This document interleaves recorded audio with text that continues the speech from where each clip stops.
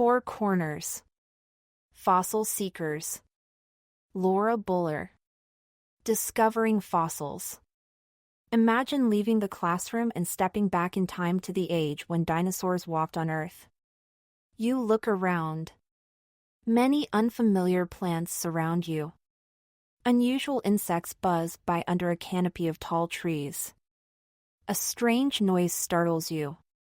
You turn around. Suddenly, you are face to face with a real live dinosaur. Of course, this could never happen. Dinosaurs are extinct. They all died millions of years ago. Although no one has ever seen a dinosaur, we have found out a great deal about these ancient life forms. The Giganotosaurus dinosaur, one of the largest predatory dinosaurs, could grow to 8 meters and weigh about 9 tons. One way to find out about ancient forms of life is through fossils. Fossils are the remains of once living things. Bones, teeth, skin and footprints can be preserved in the layers of the rocks that make up Earth. Scientists who study fossils are called paleontologists. They have to be smart, curious, and sometimes adventurous, traveling to wild places to find the clues they need. This book is about 3 paleontologists who have helped bring the past to life. Paleontologists at work. Paleontologists on a dig in Morocco use hammers, chisels, and brushes to search for clues about life in the past. They must be patient and persistent while digging for fossils. For example, it can take months or even years to collect enough bones to put together a dinosaur skeleton. Today's largest reptile, the crocodile, can grow to 5 meters and weigh 1 ton. Mary Anning. Birthplace, Lyme Regis, Dorset, England. Discovered, the first plesiosaur fossil. 1799 to 1847. In 1799, Mary Anning was born in Lyme Regis, in Dorset, England. In the 1700s, people found strange things in the ground, but they were often unsure what they were. Some looked like stone snakes. Others looked like teeth or bones made of stone. People dug them up and called them curiosities. They were really fossils. Some people used these fossils as medicine or carried them for luck. Others collected them. Not many people tried to work out what they were or where they came from. Mary first discovered her love of fossil collecting with her father, Richard Anning. When he was not working as a carpenter or cabinet maker, he collected fossils as a way to earn extra money.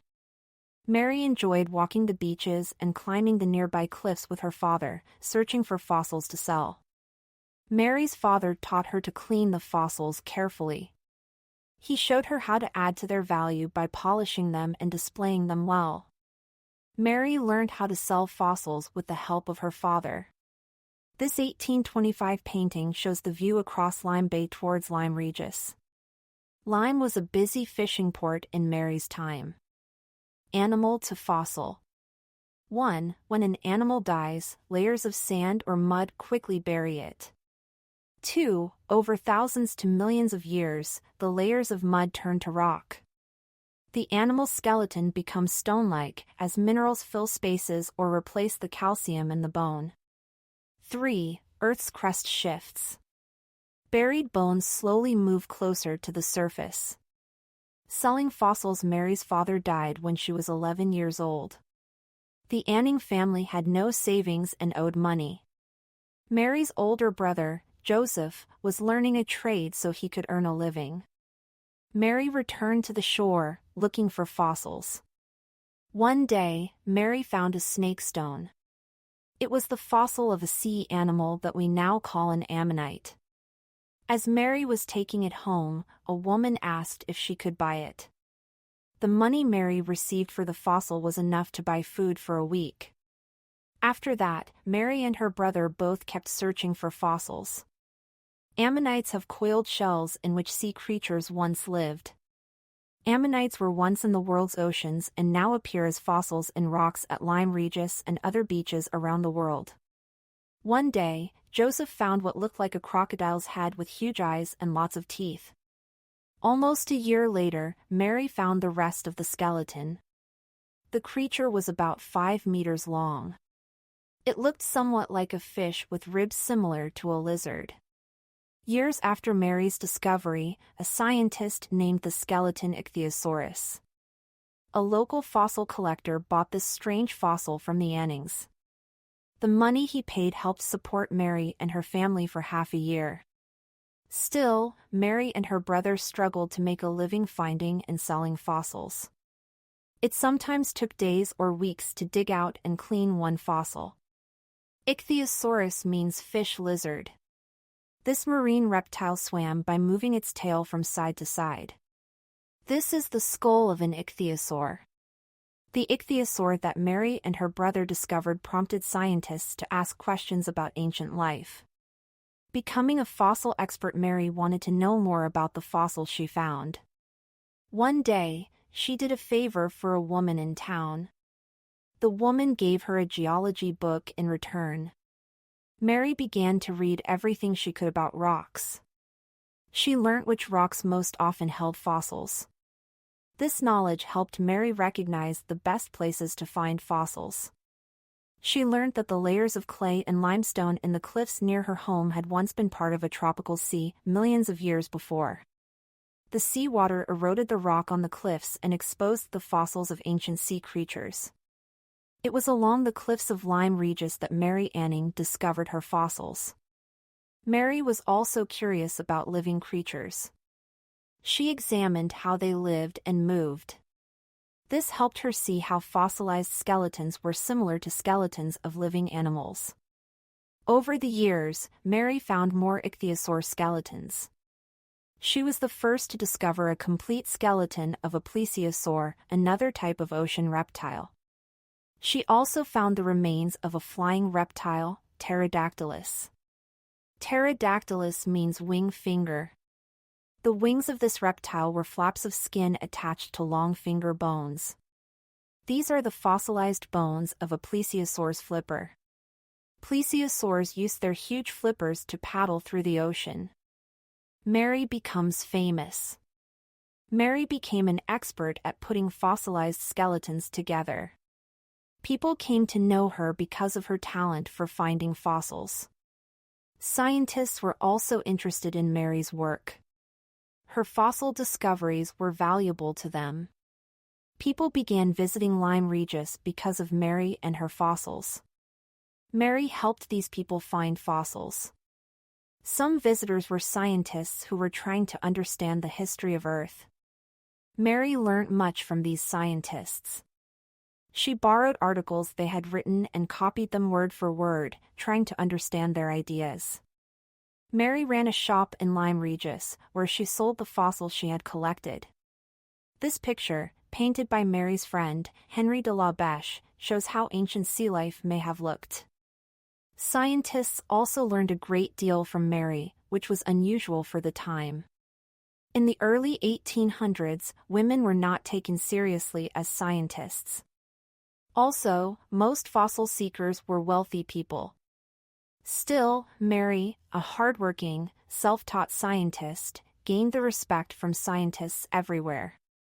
The fossils she found persuaded scientists to think about the Earth in new ways. Mary spent her whole life looking for fossils. Her discoveries helped people picture the plants and animals in ancient seas. Today, many of Mary's fossils are on display in museums around the world. Gideon Mantell was another fossil hunter in the 1800s. He visited Mary at her shop in Lyme Regis. Barnum Brown. Birthplace, Kansas, United States. Discovered, the first fossil of the dinosaur Tyrannosaurus rex. 1873 to 1963, Barnum Brown loved fossils and began collecting them at a young age. Born in Kansas in 1873, he grew up to be one of the greatest fossil collectors. Unlike Mary Anning, who found fossils below the cliffs in England, Barnum discovered his first fossils in the fields of Kansas. He followed a farmer's plow and collected fossilized seashells unearthed by the plow's blades. In 1892, Barnum began studying at the University of Kansas. He was always fascinated by paleontology, even though he studied the arts and engineering. Barnum loved collecting fossils more than attending his classes. Before graduating many years later, Barnum went to work at the American Museum of Natural History in New York City. The director of the museum believed a dinosaur collection would attract more visitors to the museum. He sent Barnum to look for dinosaur fossils. Barnum traveled to the western state of Wyoming in 1897. He visited a place with so many dinosaur bones that a sheep rancher had built a cabin out of them. While there, Barnum discovered an Apatosaurus skeleton. This huge, plant-eating dinosaur once weighed more than 20 tons and measured over 21 meters. Dinosaur inspiration. In 1997, paleontologist Paul Sereno examined the claw of a newly discovered dinosaur in the Sahara Desert. Paul first became interested in dinosaurs in the late 1970s when he visited the American Museum of Natural History. His tour of the dinosaur collection inspired him to study paleontology. Apatosaurus had rounded feet similar to those of an elephant. Traveling fossil seeker. After 3 years of fossil hunting, Barnum returned to New York City. His discoveries were taken to the American Museum of Natural History and put on display. Just after Barnum's return, the museum director asked him to search for more fossils, this time in South America. The ship on which he was to travel to Argentina was leaving in 3 hours. Barnum wrote in his journal, "Imagine getting an outfit, a group of people, together in 3 hours to go on a 7,000-mile, 11,265-kilometer journey and be gone for a year or more. Such is the life of a fossil man." Barnum accepted the job and made it to the ship on time. This picture shows Barnum Brown, left, discussing a Triceratops skeleton with another scientist. In these journal pages, we see how Barnum kept detailed records on his fossil hunting trips. Barnum spent more than a year in South America but did not uncover any major fossils. When Barnum returned to the United States, his friend showed him a fossil and asked if he could identify it. Barnum recognized the fossil as part of the horn of a Triceratops. He was always ready for another hunt.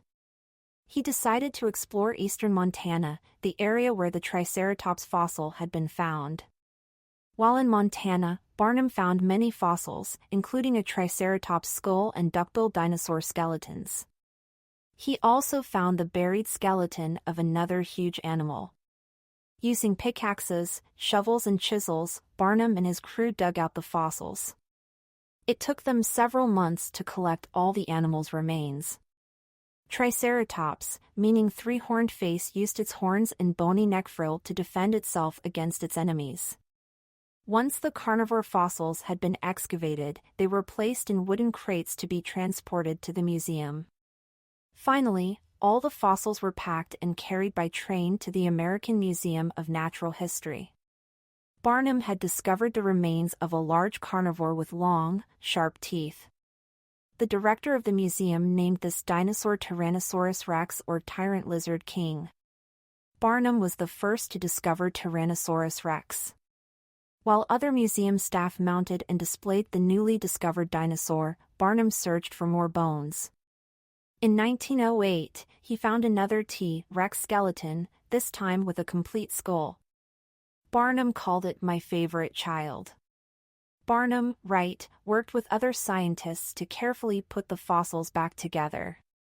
In 1910, Barnum heard about a new area to explore in Canada. Along the Red Deer River in Alberta, hillsides had been eroded and fossils exposed. Barnum and his crew took many trips down this river on a raft. They searched huge areas of land. Barnum found many tons of bones there, some belonging to dinosaurs never before discovered. Again, he shipped all his finds back to the museum. In the 1920s, Barnum traveled to countries around the world, including Mexico and India. He continued uncovering fossils. Barnum's wife, Lillian, went with him on many of his explorations. She wrote 3 books detailing their work and adventures. This group of fossil seekers wore veils for protection against insects on the Red Deer River. Lillian Brown often went fossil hunting with Barnum. They found these dinosaur bones in Howe Quarry, Wyoming, in 1941. Barnum's fossil collection. In the 1930s, Barnum returned to Montana and Wyoming. There, he and his crew found a huge number of dinosaur fossils. Most of these were the remains of sauropods, with long necks and huge bodies. It was as if a whole herd of these dinosaurs had died at once. Barnum wondered how these sauropods had lived and died. Scientists now believe that the sauropods died during a drought. The lakes and streams that the dinosaurs drank from had probably dried up, and the sauropods could no longer survive. A dinosaur named Elliot. Australia's largest dinosaur, a sauropod nicknamed Elliot, was found in Queensland in 2001. Paleontologist Dr. Steve Salisbury, shown above, of the Queensland Museum was part of the team that discovered Elliot. Barnum found these fossils in Wyoming in 1934. The bones were numbered so that the skeleton could be reassembled back at the museum. Barnum spent 35 years working for the American Museum of Natural History. Barnum Brown continued working for the American Museum of Natural History until 1942. Even after that, he guided visitors through the fossil exhibits. He showed people his collection until his death at the age of 89. When Barnum started working at the museum, there was not one dinosaur there. Barnum and other fossil seekers worked hard to collect and assemble the dinosaur fossils. Now the American Museum of Natural History has the largest dinosaur collection in the world. This is the specimen found by Brown in 1908. It was the first Tyrannosaurus skeleton ever built. Jack Horner. Birthplace, Shelby, Montana, United States. Discovered, fossilized dinosaur nests in baby duckbill dinosaurs. 1943, Jack Horner always loved to discover things. When he was a boy in Shelby, Montana, he spent time exploring the outdoors and searching for treasures. He often found them. Jack still has the first fossil he ever collected. School was difficult for Jack, but he loved learning and always did well in science. After leaving school, he went to the University of Montana. He took every geology and paleontology course he could, but he never completed his degree. Instead, Jack took a position working with fossils at the Princeton Museum of Natural History in New Jersey. At the museum, Jack was surrounded by other people's fossil finds. He cleaned and organized them. Every summer, however, Jack returned to Montana, where he could dig for fossils himself. It was not enough for Jack to collect dinosaur fossils. He wanted to know everything about dinosaurs. He wanted to know what they looked like and how they lived. Jack was especially interested in duckbill dinosaurs. He wanted to find bones from baby duckbills, but he didn't know where to look. Duckbill dinosaurs, like this Corythosaurus, had broad beaks for stripping leaves from plants. In the laboratory of the Museum of the Rockies, Jack holds the skull of a Hypacrosaurus dinosaur. Jack Horner named the dinosaur that made this nest Maiasaura, which means good mother lizard. Discovering Egg Mountain. In 1978, Jack visited a rock shop in Bynum, Montana.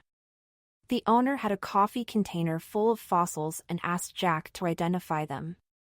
"What I had in my hand," Jack said later, "was a bone from a baby dinosaur, a duckbill, exactly what I wanted, in a place I never expected to find it." The owner of the rock shop told Jack where she had found the fossils. He finally knew where to dig. Jack and a friend started searching an area that they later named Egg Mountain. They did not just find baby duckbill fossils. They found whole nests with fossilized babies and eggs in them. This amazing discovery gave Jack a new understanding of how dinosaurs might have lived. Duckbills did not act like lizards, as everyone had believed. Lizards laid eggs and left them to hatch, but duckbills seemed to care about their hatchlings. the duckbill's behavior was more bird-like than lizard-like. Jack's fossil discoveries were put on display at the museum in Princeton. They made people question the belief that dinosaurs had similar behaviors to lizards. Unlike most modern reptiles, Maiasaurus seem to have cared for their young after they hatched from their eggs. Fossil collections. All the fossils in a museum's collection are organized by paleontologists. First, the fossils are cleaned. Then the paleontologists gather and record important information about each fossil. Fighting dinosaurs. Zofia Kielan-Jaworowska, a Polish paleontologist, uncovered dinosaur fossils in Mongolia in 1971. The position in which two of the dinosaur fossils were found suggested they died fighting each other. Questions and answers. In 1982, Jack left his job in New Jersey and went to work at the Museum of the Rockies in Montana. He studied and taught at the museum in the winter months but continued to dig for fossils each summer. His findings were put on display at the museum in Montana. He continued to ask questions. How did dinosaurs live? What did they eat? Were they warm-blooded? He wanted to learn how they changed as they grew. He was also curious about their behavior. Did they live in herds? Did they migrate? Did they all take care of their young? Jack's fossil discoveries have led him to come up with new ideas about how dinosaurs lived. In 2003, Jack found his eighth T-Rex in the rocks in Montana. To answer questions like these, Jack tried to find as many skeletons of one kind, or species, of dinosaur as possible. Then he compared the bones of each skeleton to learn how dinosaurs grew. He also examined the plant and animal fossils in different layers of rocks. This helped him learn about the habitats in which dinosaurs lived. Jack studied exactly how the fossils were positioned when they were discovered. This helped him understand how dinosaurs behaved. He also tried to understand how and why dinosaurs changed over the millions of years they roamed Earth. Paleontologists make maps of fossil finds. Sometimes the location of a fossil can tell them about the animal's habitat or how it died. New ideas about T-Rex. In 1990, almost 90 years after Barnum's Tyrannosaurus rex discoveries in Montana, Jack and his crew dug up another T-Rex. For the next few years, they cleaned the bones. Then in 2000, Jack and his crew found 5 more T-Rex skeletons. One T-Rex measured more than 12 meters. Like Barnum, Jack studied the T-Rex bones to learn more about this dinosaur's behavior and habits. As scientists like Jack Horner find more T-Rex skeletons, they can learn how these fierce-looking dinosaurs really lived. One question Jack is exploring is how T-Rex obtained food. Most paleontologists think T-Rex was a predator, hunting down and killing animals to eat. Jack has a different idea. He thinks T-Rex might have been a scavenger instead. He believes it ate the flesh of animals already dead. Maybe it both scavenged and hunted. Jack keeps searching for more information that will prove his ideas right or wrong. He continues to dig up fossils. He continues to ask questions and search for answers about how dinosaurs lived. Jack Horner worked on the Jurassic Park movies, helping to make sure the dinosaurs in the films were as realistic as possible. Discoveries continue. Paleontologists share their discoveries, check each other's work, and sometimes come to different conclusions. Many of them want to know what ancient creatures looked like. Some are more interested in finding out how ancient creatures behaved. Others want to learn how living things have changed over time. Together, these fossil seekers are continuing to bring the past to life. These fossil hunters are digging for dinosaur remains at Egg Mountain in Montana. Glossary. Carnivore, a meat-eating animal. Eroded, worn away by wind or water. Extinct, no longer alive or existing. Geology, the science that studies Earth's rocks and soil. Habitats, types of places where plants or animals live. Identify, to show someone or something to be a certain person or thing. Migrate, to move from one place to another in search of food or better living conditions. Predator, an animal that captures and eats other animals. Scavenger, an animal that eats dead and decaying flesh. Species, one of the groups used for classifying animals whose members have similar characteristics and are able to breed with each other. Trade, skilled work done with the hands to earn money. Unearthed, dug up from the earth.